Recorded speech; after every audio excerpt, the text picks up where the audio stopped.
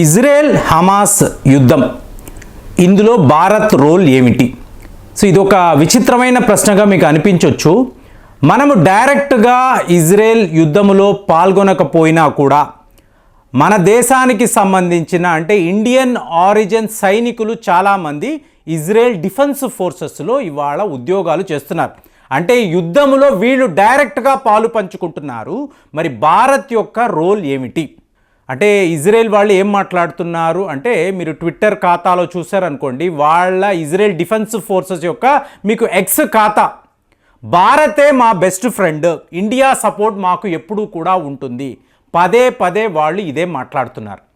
అంటే ఇవాళ ఇజ్రాయెల్లో చిన్న చితకా సంస్థల నుంచి పెద్ద పెద్ద దిగ్గజ సంస్థలు, వీళ్ళందరికీ కూడా మీకు వర్కర్స్ కావాలి. సో ఇజ్రాయెల్ వాళ్ళ డిమాండ్ ఎంత? 150,000 మంది భారతీయులు వర్కర్స్కి ఉద్యోగాలు మేము ఇస్తాము. న్యూఢిల్లీలో రిక్రూట్మెంట్స్ జరుగుతున్నాయి, అలాగే చెన్నైలో కూడా మీకు వార్ ఫుట్లో వీళ్ళు ఇవాళ రిక్రూట్మెంట్స్ చేస్తున్నారు. సో ఎవరైనా ఇజ్రాయెల్ వెళ్ళడానికి, ఇజ్రాయెల్లో ఉద్యోగం చేయడానికి సిద్ధముగా ఉన్నారా? మీరు ఎవరైనా ఈ ఇంటర్వ్యూస్కి వెళ్ళారా? అక్కడ వాళ్ళ రిక్రూట్మెంట్ కార్యక్రమాలు ఎలా జరుగుతున్నాయి? మీకు ఎవరికైనా దీనికి సంబంధించిన ఇన్ఫర్మేషన్ ఉంటే దయచేసి కామెంట్స్లో తెలియజేయండి. ఇమీడియట్గా 60,000 మందిని మేము తీసుకున్నాము, ఇంకొక 90,000 మందిని గ్రాడ్యువల్గా తీసుకోబోతున్నాము అని చెప్పి ఇజ్రాయెల్కి సంబంధించిన మీడియా మాట్లాడుతుంది. సో ఇక్కడ విచిత్రము ఏమిటి అంటే, చూడండి, ఇవాళ ఒక మిత్రుడితోనే మాట్లాడుతున్నప్పుడు ప్రపంచములో భారత్ లాంటి ఒక దేశాన్ని మీరు చూడగలరా? ఏంటి విచిత్రము అంటే, మీకు ఇజ్రాయెల్తో ఇంతలాంటి ఫ్రెండ్షిప్, ఏకంగా ఇజ్రాయెల్లో ఉండే సంస్థల్లో అంతా కూడా మీకు ఇవాళ భారత్ వర్కర్స్ని మనం చూడబోతున్నాం. ఒక రియల్ ఎస్టేట్ అనండి, సాఫ్ట్వేర్ అనండి, ఐటీ రంగము, ఇన్ఫ్రా రంగము, వీటిలంతా మీరు చూసారనుకోండి, భారత్ వర్కర్సే కనిపించబోతున్నారు. ఇండియా యొక్క ఐటీ ఎక్స్పర్ట్స్ ఇవాళ ఇజ్రాయెల్లో ఉద్యోగాలు చేయబోతున్నారు. At the same time Israel యొక్క బద్ధ శత్రువు ఇరాన్తో ఇవాళ best of the best relationship ఇండియాకి ఉంది. అంటే ఇజ్రాయెల్తోనూ మనకు ఫ్రెండ్షిప్ ఉంది, ఇరాన్తోనూ ఫ్రెండ్షిప్ ఉంది. సో ఇదే మనం మాట్లాడుతున్నాం. రష్యా మా బెస్ట్ డిఫెన్స్ ఏలియన్ చెప్తాము, at the same time America మా బెస్ట్ ట్రేడ్ పార్ట్నర్ అని చెప్తాం. ప్రపంచంలో ఇలాంటి ఒక దేశాన్ని మీరు చూస్తారా? అంటే అందరితోనూ ఇలాంటి friendship except China, Pakistan. So ఇలా మాట్లాడుతున్నప్పుడు, ఈ డిస్కషన్ జరుగుతున్నప్పుడు నా మిత్రుడు ఒక మాట అన్నాడు. యాక్చువల్గా మనము ఇండియా యొక్క పాయింట్ ఆఫ్ వ్యూ నుంచి చూస్తున్నాం, కానీ ప్రపంచ దేశాలను నువ్వు చూసేవు అంటే వాళ్ళు భారత్ లేకుండా ఇవాళ ఏమీ చెయ్యలేరు. అంటే ప్రతి ఒక్క రంగములో, ప్రతి ఒక్క సిచ్యువేషన్లో ఇండియా అనేది సెంట్రల్ పాయింట్గా ఉంటుంది. భారత్ లేని ఒక ప్రపంచాన్ని ఇవాళ వీళ్ళు చూడలేకపోతున్నారు. అంటే హూదీ రెబల్స్ యూకే, యుఎస్ కార్గో షిప్పుల మీద దాడులు చేస్తే ఆ షిప్పులను కాపాడే బాధ్యత మన మీద పెట్టుకున్నాం. అలాగే ఇరాన్ యొక్క షిప్పులను మీకు ఇలాగ సోమాలియా పైరట్స్ హైజాక్ చేస్తే ఆ ఇరాన్ షిప్పుని కాపాడే బాధ్యత కూడా భారత్ మీదే ఉంది. రష్యాతోనూ ఉంటాము, యుక్రెయిన్తోనూ ఉంటాం. సో ఇదంతా మీరు గమనించారనుకోండి, భారత్ ఇలాంటి ఒక స్ట్రాటజీని అనుకరిస్తున్నట్టుగా మనకు అనిపిస్తుంది. కాదు, ఈ దేశాలకు భారత్ యొక్క అవసరము ఉంది. ఇది ఇందులో మనం గమనించాల్సిన విషయము. దీనికి ఒక క్లాసిక్ ఎగ్జాంపుల్ ఇవాళ రియాద్ అనబడే నగరం, సౌదీ అరేబియాలో ఉండే రియాద్ నగరం. ఇక్కడ వరల్డ్ డిఫెన్స్ షో అనబడే చాలా ఒక పెద్ద మీకు డిఫెన్స్ రంగానికి సంబంధించిన ఎగ్జిబిషన్ జరుగుతుంది.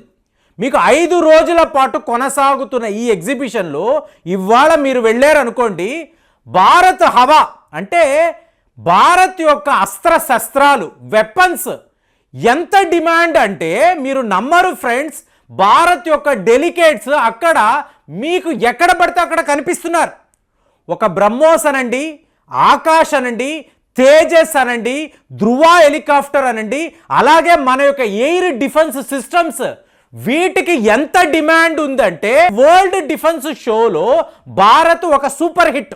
చాలామందికి ఈ వార్తలు తెలియవు, ఎక్కడ కూడా మీకు కనిపించదు. వరల్డ్ డిఫెన్స్ షోలో ఇండియా యొక్క రోల్ ఏమిటో ఒకసారి మీరు గూగుల్ సెర్చ్ కొట్టారనుకోండి, రష్యా కాదు, అమెరికా కాదు, చైనా కాదండి, Bharat weapons, made in India అనబడే భారత్ వెపన్స్కు ఉన్న డిమాండ్ ఎక్కడ మనం మాట్లాడుతున్నాము?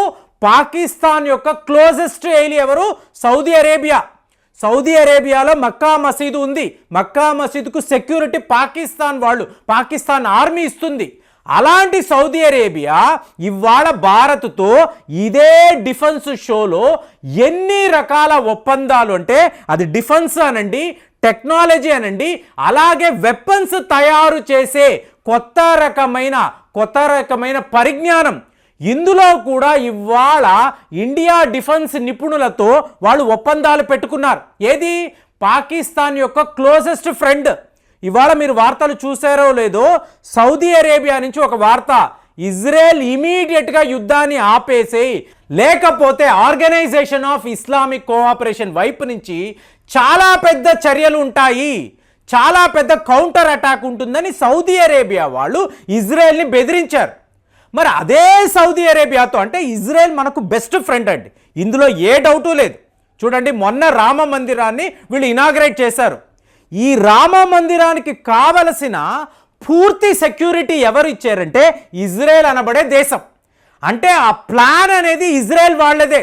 ఎక్కడెక్కడ ఎలాంటి హెలికాప్టర్స్ తిరుగుతూ ఉండాలి, ఎలాంటి నిఘా వర్గాన్ని మీరు ఏర్పాటు చేయాలి, సో మన ఇంటెలిజెన్స్ బ్యూరోకి ఎలాంటి ఇన్పుట్స్ ఇవ్వాలి, ఎక్కడైనా తీవ్రవాదులు తిరుగుతున్నారా, వీళ్ళేమైనా దాడులు చేయడానికి ప్రయత్నాలు చేస్తున్నారా, ఒక పెద్ద లెవెల్లో కుట్ర ఏదైనా జరుగుతుందా, అయోధ్య చుట్టూ, యూపీ చుట్టూ, రామ మందిరానికి చుట్టూర్తా కూడా ఒక రక్షణ వలయాన్ని ఇజ్రాయెల్ డిఫెన్స్ ఫోర్సెస్ ఇవాళ అక్కడ పెట్టారు అని చెప్పి మీకు వార్తలు. చాలా మందికి తెలియదు, టోటల్ సెక్యూరిటీ ఇజ్రాయెల్ వాళ్ళే చూసుకున్నారు. అసలు రామ మందిరానికి ఇజ్రాయెల్కి ఏంటండి సంబంధము అంటే, మీకు ఇవాళ వార్తలు ఏంటంటే, భారత్ ఇజ్రాయెల్ కలిసి ఒక కొత్త రకమైన అత్యాధునికమైన ద మోస్ట్ సాఫిస్టికేటెడ్ డ్రోన్లను వీళ్ళు తయారు చేయబోతున్నారు. అంటే ఇండియాకు ఇజ్రాయెల్కి మధ్య ఉండే ఫ్రెండ్షిప్ని మీరు గమనించారనుకోండి, ఎక్కడో ఉంది. At the same time Palestinian statehood కోసము మేము నిలబడుతున్నామని చెప్పి మనం మాట్లాడతాం. ఇక్కడ ఇజ్రాయెల్కి వ్యతిరేకంగా మాట్లాడుతున్నాం. ఇదే భారత్ ఇజ్రాయెల్ యొక్క బెస్ట్ ఫ్రెండ్ ఇవాళ సౌదీ అరేబియాతో కలిసి వరల్డ్ డిఫెన్స్ షోలో పాలు పంచుకోవడం కాదు, ఒప్పందాలు చేసుకోవడం కాదు, మొన్నటికి మొన్న సౌదీ అరేబియాకు సంబంధించిన డిఫెన్స్ ఫోర్సెస్ భారత్ రావడము, ఇక్కడ ఒక చాలా పెద్ద మిలిటరీ డ్రిల్ని నిర్వహించడము, ఇదంతా మీరు చూసారనుకోండి ఒక కలలా ఉంటుంది. ఒక దేశము ఇన్ని దేశాలను ఇన్ని రకాలుగా ఎలా మేనేజ్ చేయగలరు?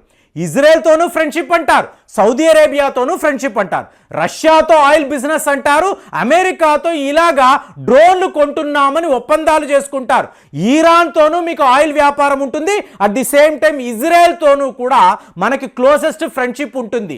ఇన్ని రకాల ఇంత కొత్త స్ట్రాటజీస్, అంటే శత్రువుకి శత్రువు మీ మిత్రుడని కాదండి, ప్రపంచంలో ఉన్న దేశాలంతా కూడా చైనా పాకిస్తాన్ తప్ప భారత్కి మిత్రులే, మాకు ఎక్కడ ఎవరితోనూ ఎటువంటి శత్రుత్వము లేదు, మేము అందరితోనూ మంచిగా ఉన్నాము, మా గుడ్విల్ని మేము కాపాడుకుంటున్నాము.